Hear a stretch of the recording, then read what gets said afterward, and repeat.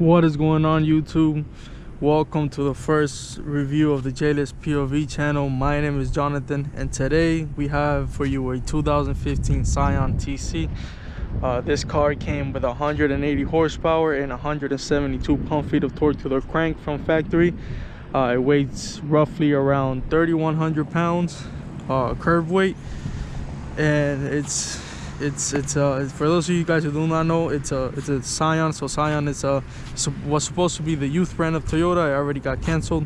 So without further ado, let's get straight into this. Let's pop the hood so we can show you guys under the engine. This is my current vehicle. This is my current daily driver.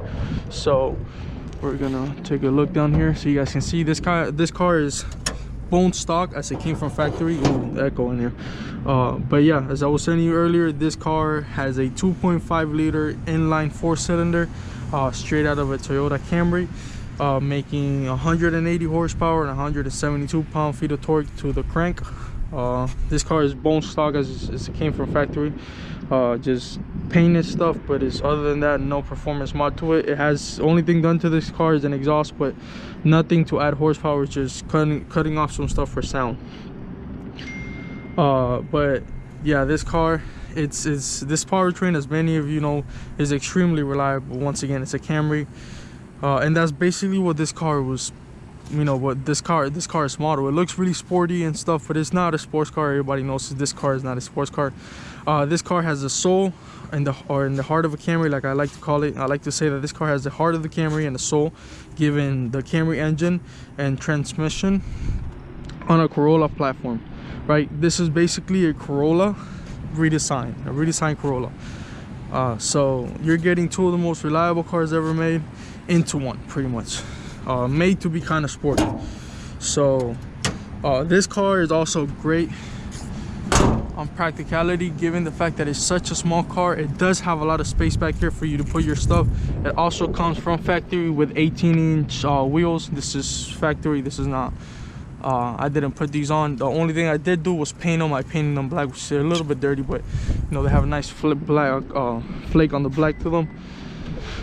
And back here, given the fact that this is a hatchback coupe, that's what it's called. So given the fact that it's a hatchback, means you get a lot of space back here, a lot of space back here. You have a little bit of storage under here, just mainly your repair stuff, like your tire and your jack and stuff. But you do have a little bit of coveys and stuff down here if you want to put some stuff. And you do get a lot of space back here. I own an FRS, and this car is so much practical in the FRS. I mean, the FRS was low to the ground. It was hard to load stuff on, and the trunk opening wasn't that big. It was like around this much. So getting stuff in here is so much better than the FRS, so much more comfortable. Given the fact that it's a hatchback, it's easier to put bigger stuff in here. The back seats do recline back a little, which is really nice. You don't get this feature in a lot of people. Not a lot of people, I'm sorry, a lot of cars, but you do get it in this car, and it's really nice to have it. Also, the back seats, the rear seats are actually pretty roomy. This seats also fold forward to have more room in the back, to be able to put more stuff in the back. Next up, moving into the interior, this car, like I said, it's my personal daily driver. I've painted some of the panels. I'm currently missing my cup holders and the parking brake booth because I have a new one coming, and I'm painting the cup holders. I'm sorry for the crappy paint job here. We're gonna remove all of this and redo some of the paint job in here. But this car, it has a lot of room in here. We're gonna get a start up so you guys can listen, hear the exhaust, and it sounds pretty nice.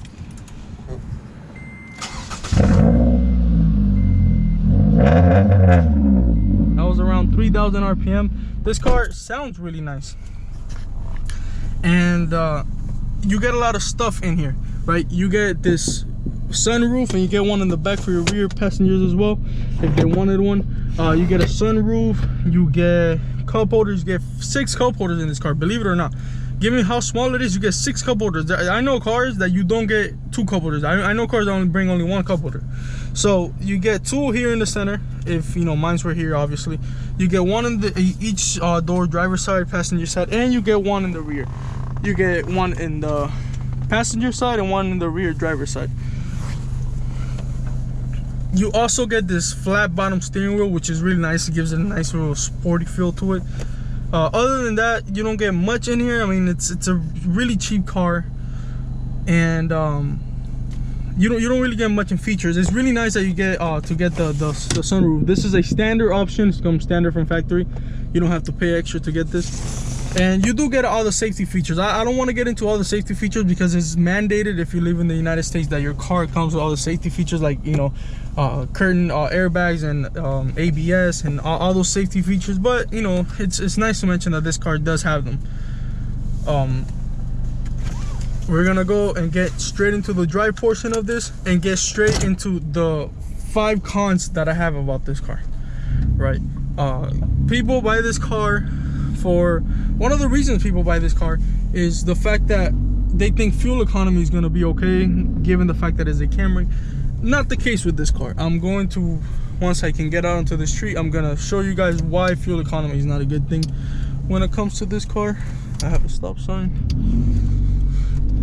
The reason why I say that is because, as you guys are going to see down here, I am getting 23.4 miles per gallon in this car. 23.4. No, this car took a trip down to Miami, Florida. I live in Houston, Texas.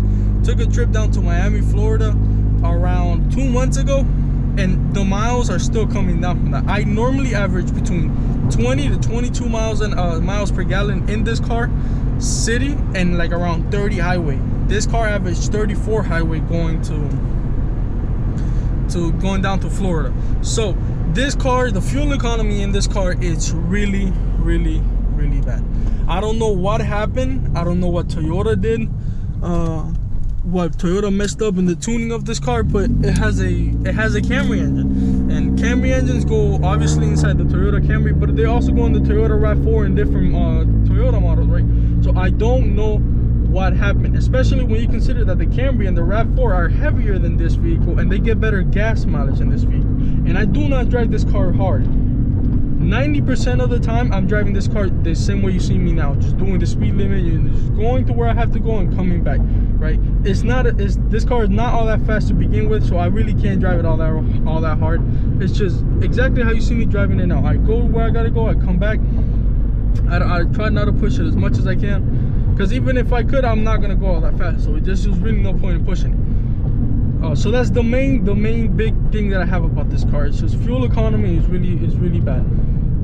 The second thing is the fact that this is no surprise to anybody given the price point, but the interior is really cheap. I don't know if you guys can hear, but there's a lot of rattles and cracks in here. It's expected, you know, and for me, it's not a big thing. It's not a big thing for me because I can live with it. It's not so bad that I cannot live with it, but I'm sure you guys are gonna hear some rattles and stuff throughout this review. They come with a car, you know, especially if you buy a used one like I did. I'm the second owner. It's expected from this car. You know, it was really cheap, so it's expected. And the third one is the horsepower numbers. This car was never branded as a sports car. It was branded as a sporty feeling vehicle, right? But it was targeted towards the youth, but not as a sports car necessarily, just as a reliable, sporty feeling, sporty looking vehicle, and it does that. However, horsepower numbers, performance numbers are just really not there, right? Like I said, you get 180 horsepower and 172 pound-feet of torque. You're gonna go so I can go. Okay, you get 180 horsepower and 172 pound-feet of torque to the crank. It is not really all that much, and it's front wheel drive, so it's kind of like a disappointment when it comes to that. However, it is a really fun front wheel drive car, right? It does feel peppy, it does feel fun, it does feel agile, it feels alive, which now that brings me to the three or four, I don't know, I'm just gonna go into the pros that I have about this car.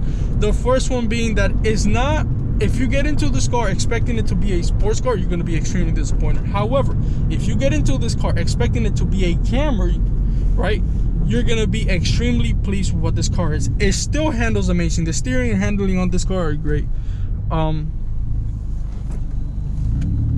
it's fun, it's peppy. Like I was saying, it's peppy. It's a car that feels peppy. I got the 6-speed auto. This car does have a 6-speed manual option, but I got the automatic because I live in a big city. If you live in a big city, you know, traffic is a pain in the butt, so I just rather just not clutch in first, clutch out second, you know, clutch in second, and so on and so forth. I don't want to deal with that. So but back to the car, it's really, it feels peppy, it feels fun. 100, it's not a big figure, it doesn't sound like a lot, it really isn't a lot, but it's really fun, right? The steering and handling in this car is also really fun. It's sharp, connected, like you do feel a little bit of a body roll, but wherever you put the car is gonna go. It feels agile. It's not, horsepower numbers are not there, but it's also the weight numbers are not really there. And I'm talking about being high up there. So, you know, it's a car that it weighs 3,100 pounds, and you step on it and the car is moving. You step on it and the car moves. And like I was saying earlier, I came from an FRS. That car has no torque, and that car has a torque dip, so it made it even worse. So this car feels like it has a soul. Like you get on this car, you can push it, and at least in a straight line, it has just enough so you can feel like you're having at least a little bit of fun in it. It doesn't have anywhere near the amount that it needs to be for it to be truly fun, but it has just enough to make it feel like it has a soul, like it has, you know, like it has something, like it has spirit. The FRS did not have that. Another thing I want to get into is the practicality. Given how small this car is, you wouldn't expect it to be as practical as it is. I was mentioning the hatchback, the fact that the rear seats fold backwards a little for your rear passengers. I was mentioning all the space. You got space under the rear hatchback compartment with the spare tires. You get 6 cup holders in here, 6 of them, and it's all really great, right? Practicality is great, and then the main thing about this car is the reliability factor. I got this car with around 92,000-ish miles. It was a private sale, and this is a perfect example because this is something that I know this car will never do, and it's do that. This car will not leave you stranded, right? It's just, like I was saying earlier, I like to refer to this car as a Camry heart, Camry soul in the body of a Corolla. Right, because that is basically what it is. You get, and this is a great thing because you get 2 of the most reliable cars known to the market right now in 2023, and you know it's not gonna leave you stranded. It won't leave you like that, like those people back there. I hope they get home safe, but it won't leave you stranded like that. So it's just one of those things that you know you get into this car, and it's gonna have your back, man. It's just really is gonna have your back. And it's a fun car. It really is. Given the fact that it's front wheel drive and it's so slow, it's really a fun car. The manual is funner. It's a better option. So if you guys want to go for that, go for that. When I was driving these cars, I test drove the manual, and it felt like a completely different experience to the car because just manuals are fun. And the manual, it's a little faster from 0. For me, it was about 0.4 seconds faster. But it was a little faster from 0, so that's also something to keep in mind. But it's just fun. I mean, it's a car, and it feels connected. You get a decent amount of feedback. Like when I do this, I'm getting a decent amount of feedback through the steering wheel. It's still a little bit numb, but you get enough, right? You get enough to the point where you can feel comfortable throwing this car into a corner, and you know you're not gonna panic or wonder, oh my God, am I gonna crash? Am I gonna, you know? You get a decent enough feedback to the point where you feel comfortable throwing into a corner. It's not an FRS. It doesn't feel as balanced. It doesn't feel as planted. You get a little bit more body roll, but it feels fun throwing it into the corner. And that's it. Another really great thing that I love about this is the fact that it comes with a moonroof. I mean, a lot of cars don't offer this. It comes with a sunroof, and it comes with a side marker on the windows, on the rear view mirrors. So it's really cool to have those. So, you know, not a lot of features, but it does have 2 features that are great. So the things that it does do, it does them pretty well. This car, there's a lot of things that it had that it does not do pretty well, but the things that it was intended to do, which it was be practical, be reliable, be fun, look good, it does them really well. And that is, I cannot fault it for that because it does what it was intended to do really well. One of the things that it was intended to do that it does not do good at all is the fuel economy section of it. But if you can look past that and you're seriously considering this car, you're one of the people considering to getting this car, I recommend go test drive both of them, the automatic and the manual. and have fun in the test drive. Really throw it around, go into the corner, turn hard into the corner, and then feel how the car pulls you. Get in it and step on it and feel how the car moves, because it really does get, it gets I'm sorry for that, the exhaust, it gets up to speed really nice. It sounds really good. Even the stock exhaust on this sounded pretty good. It didn't sound amazing, but it sounded pretty good. So it's a fun car. Like, for example, this corner right here, we can just open up a little and we just throw it into it, and it just eats it up at 25 miles, 23 miles an hour. It's just a really tight corner. It's really good at cornering. So if you're planning on having this car and you want to have it to a track while also getting the practicality, reliability, and all the stuff you get with it, it's great. It's not gonna do you wrong. It's a great car for all those things. And you really have to consider what the car was made for, what it was meant for, and what you want it for. But if you just want a good daily driver, and I'm talking about a good daily driver, reliability, you get practicality, you get looks, you get fun factor, you get all those things. It's a criminally underrated car, in my opinion. I think the market does not appreciate this car at all, and it's just a shame, because there's so much potential with this car. So much potential with this car. And you know, it's a shame. I wish the market would show this car a little bit more love.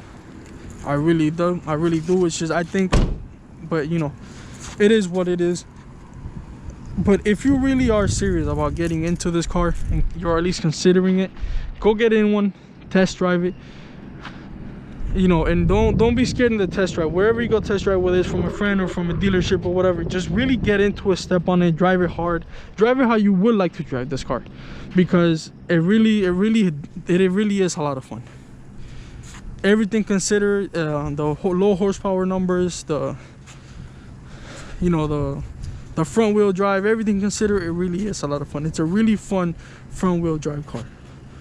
With that said, that has been all for this review. Thank you guys so much for watching our first video. If you guys did enjoy, make sure to let me know in the comment section down below. I probably never will ask anybody for a like or a sub, but I do ask for feedback, whether it's positive or negative. You know, I appreciate feedback. It helps me grow. And if you guys have an idea of what car you want me to do next, I do have more cars coming in the future. I already recorded the videos and stuff for them, but I wanted, since this is my personal car, I wanted to have this car to be the first video. So any feedback you guys can give me, just let me know. We can only go from here. You know, with time, quality will get better, sound quality will get better, and you know, but everything step by step. So thank you guys so much for watching our first official video. If you guys did enjoy, once again, leave a comment with your feedback, and drive safe, drive responsibly, but most importantly, have fun. Thank you so much for watching.